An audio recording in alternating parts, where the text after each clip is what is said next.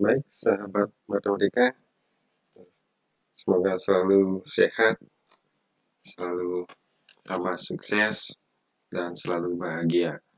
Pada kesempatan ini kita akan membahas tentang jarak titik ke bidang yang merupakan materi matematika wajib kelas 12.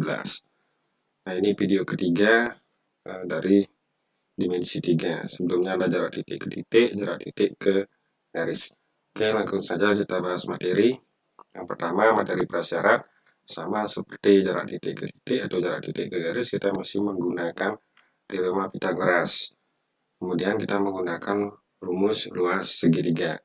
Jadi tidak banyak saya bahas lagi karena sudah kita bahas di materi-materi sebelumnya. Nah, materi ini yang kita akan gunakan nanti untuk menyelesaikan permasalahan jarak titik ke bidang. Oke, kita langsung saja. Jarak titik ke bidang pada dimensi 3. Pertama kita pahami dulu konsepnya. Misalkan kita punya titik P dan kita punya bidang alfa. Di jarak titik P ke bidang alfa itu merupakan panjang ruang garis PP aksen, di mana P aksen ini merupakan proyeksi titik P pada bidang. PP aksen tentunya karena proyeksi dia harus tegak lurus dengan bidang. Nah, bagaimana kita menyelesaikan permasalahan ini? Jadi kita simpelkan permasalahannya. Dari jarak titik ke bidang, kita ubah menjadi jarak titik ke garis. Di konsepnya sama dengan menyelesaikan jarak titik ke garis. Kita langsung saja ke contoh. Nah, untuk mengambilnya ini, kita perlu bentuk dia menjadi segitiga. Kita ke contoh. Pertama, diketahui kubus ABCD EFGH mempunyai panjang rusuk 8 cm. Tentukan jarak titik E ke bidang BDAF. Yang kedua, jarak titik F ke bidang ACA. Tentu dalam penyelesaian dimensi 3 kita harus membuat gambar atau sketsa gambar. Nah, seperti itu. Jadi yang diminta yang pertama adalah jarak titik E ke bidang BDAF. Jarak titik E ke bidang BDAF. Jadi kalau sahabat terka, kira-kira proyeksi titik E ke bidang BDAF jatuhnya di mana? Ya, dia proyeksinya terletak pada sisi AF atau sisi AF dari bidang tersebut. Tentu yang namanya proyeksi harus tegak lurus. Ini yang perlu diingat. Kemudian kalau sudah kita ketemu gambar seperti itu, kita tinggal menghitung EE aksennya berapa. Caranya kita ambil segitiga yang melalui EE aksen ini. Nah, kita perhatikan EE aksen. Nah, EE aksen ini berada di tengah-tengah garis AF. Nah, dia tegak lurusnya di sana karena pada kubus perpotongan diagonal bidang itu selalu tegak lurus. Jadi kita ketahui AF ini adalah diagonal bidang sehingga panjangnya 8 akar 2. Dan AE atau E aksen F itu adalah setengah dari AF, setengah dari 8 akar 2 yaitu 4 akar 2. Jadi langsung saja kita hitung. Untuk menghitungnya kita perhatikan segitiga E aksen F atau bisa kalian gunakan E aksen A, boleh, yang mana saja boleh. Jadi kita ketahui bahwa EF-nya itu sisi dari kubus atau rusuk dari kubus itu panjangnya 8 cm. Dan E aksen F ini adalah setengah dari diagonal tadi 4 akar 2. Kalau sudah begini tinggal kita terapkan rumus Pythagoras yang sudah dimodifikasi karena kita mencari sisi tegaknya. Jadi dia siku-sikunya di E aksen. Sehingga E aksen rumusnya analah akar dari EF kuadrat dikurangi E aksen F kuadrat. Jadi tinggal dimasukkan angkanya. EF-nya 8, E aksen F kuadrat, E aksen F-nya 4 akar 2, kemudian sama dikuadratkan, 4 dikurangi 32, hasilnya akar 32. Akar 32 itu adalah 16 kali 2, akar 16, 4 akar 2 cm. Di jarak titik E ke bidang BDAF adalah 4 akar 2.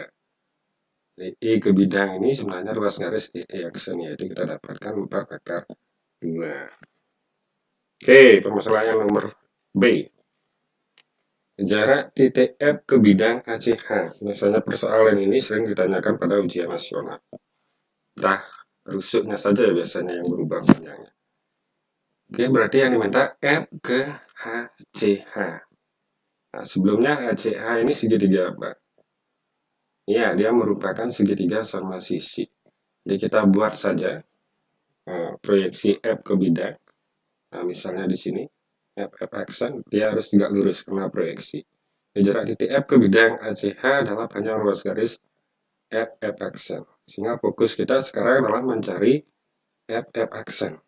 Jadi untuk mencari F aksen, kita buat segitiga yang memuat F aksen. Kita buat gambar segitiga yang memuat F aksen. Yaitu ini dia. Segitiga H aksen F. Aksen ini adalah ini. Ya, potong dari FA. Dia tegak lurus. Kenapa tegak lurus? Kenapa aksen tegak lurus AC? Nah, dia merupakan segitiga sama sisi atau AH ini sama panjang dengan CH, sehingga dia jatuhnya di tengah-tengah pas. Jadi kalau dia bukan segitiga sama kaki, belum tentu jatuhnya di tengah-tengah. Itu dimohon diingat. Kemudian untuk mudahkan hitungnya, kita keluarkan segitiganya, yaitu H, F, aksen. Dan proyeksi dari F, kita misalkan F aksen di sini. Nah, bagaimana kita menentukan F aksen? Jadi, dari gambar, kita sudah ketahui rumus mana yang akan kita gunakan. Kita akan menggunakan rumus luas segitiga. Rumus luas segitiga, kita pandang A aksennya sebagai alas, kemudian F aksennya sebagai tinggi. Bagi satu kita butuh luas. Nah, jadi yang kedua kita gunakan untuk menghitung luas, yaitu AF kita pandang sebagai alas, kemudian A aksen, A double aksen ini kita pandang sebagai tingginya. Kenapa ini? Kenapa tidak yang lain kita gunakan atau ke sini misalnya? Karena ini lebih mudah kita ngitungnya. Kenapa yang lebih mudah menghitungnya? Perhatikan. A aksen itu sama panjang dengan A aksen F. Jadi kita lihat di sini. A aksen dia sama panjang dengan A aksen F. Kenapa? Karena H ini berada di tengah-tengah. Sehingga kalau kita tarik garis tingginya ini, dia jatuhnya di tengah-tengah AF, ada belaksannya di tengah-tengah AF, sehingga memudahkan kita menghitungnya. Kita cari yang mudah. Atau kita pakai luas ketiga sisi juga boleh. Rumus yang kemarin yang kita pakai ya. Jadi kalau sudah kita dapatkan ini, kita samakan. Ketemulah kita setengahnya kita hilangkan. Sama-sama disederhanakan. Ketemulah bahwa A aksen dikali F aksen itu akan sama dengan AF dikali A aksen H double aksen. Nah, seperti ini. Dan tinggal kita mengevaluasi mana yang belum diketahui. Jadi, pertama kita tahu bahwa HF ini adalah diagonal bidang, sehingga panjangnya adalah A akar 2 kalau pada kubus, sehingga dia akan menjadi 8 akar 2. Jadi, AF kita tahu. A aksen belum kita ketahui, nanti kita cari. Kemudian, A aksen, A double aksen juga belum kita ketahui, ini nanti kita cari. Sehingga nanti tinggal F aksen yang kita dapatkan. Nah, bagaimana caranya mencari ini? Perhatikan. Kita akan menentukan panjang H aksen. Kita menentukan H aksen.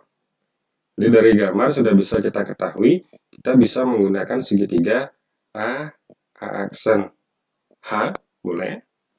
Atau kita gunakan segitiga H, D aksen, boleh. Banyak cara yang bisa kita gunakan. Atau ke sini, segitiga ini. A, C aksen juga boleh. Kita mencari A aksennya. Jadi kita pakai yang ini, segitiga H, D, aksen. H, D, aksen. Ini yang kita pakai.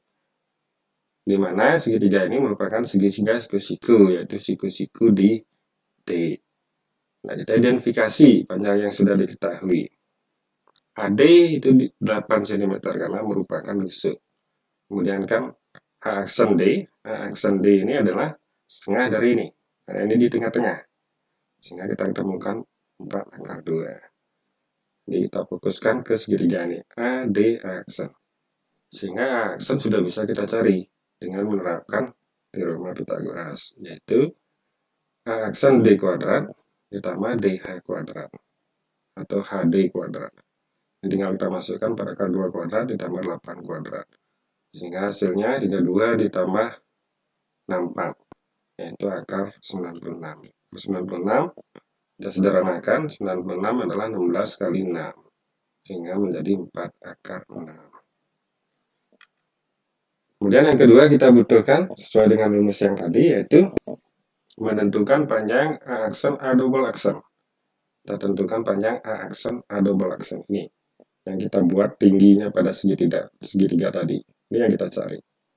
Jadi kita perhatikan segitiga A, H, A aksen, A double aksen. Dia siku-sikunya di H double aksen. Kemudian kita identifikasi yang diketahui. Yang diketahui AH aksen di 4 akar 6. Ini dia, kita dapatkan tadi. AH aksen kita dapatkan 4 akar 6.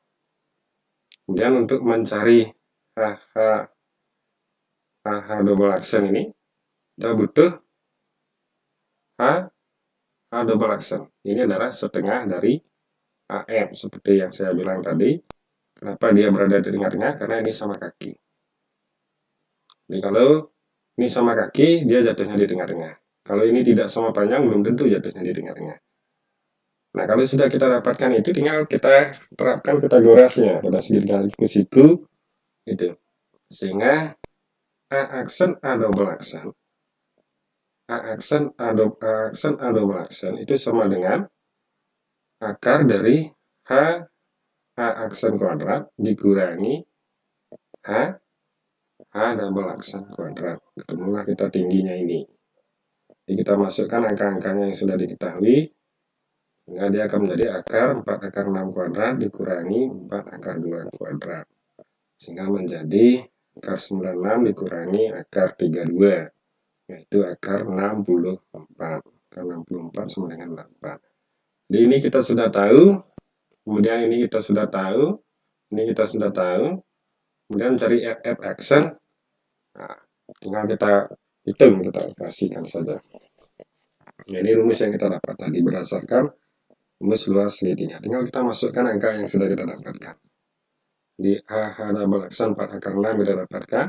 FF aksen ini yang kita cari.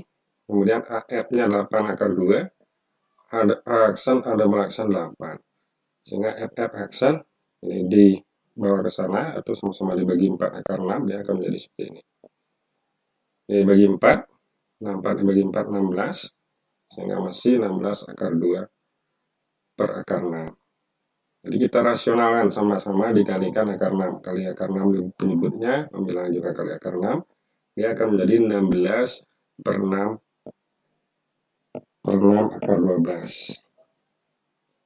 Jadi akar 12 ini kita sederhanakan, yaitu 4 dikali 3. Sehingga menjadi 2 akar 3. 2 dengan 6 kita sederhanakan, sehingga menjadi sepertiga. Sepertiga kali 16. Kita dapatkan 16 per 3 akar 3. Jadi jarak titik F ke bidang HCH adalah 16 per 3 akar 3. Nah, demikian. Nah, untuk trik singkat, biasanya soal ini sering muncul di ujian nasional. Ini cuma rusuknya saja yang diubah.